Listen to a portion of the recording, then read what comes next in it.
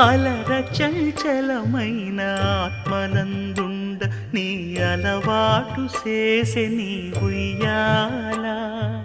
అలర చంచలమైన ఆత్మలందుండని అలవాటు చేసే నీ ఉయ్యాల పలుమారు ఉచ్ఛ్వాస పవనమందుండ నీ భావంబు తెలిపే నీ ఉయ్యాల పలుమారు ఉచ్ఛ్వాస పవనమందుండని నీ భావంబు తెలిపే నీ ఉయ్యాల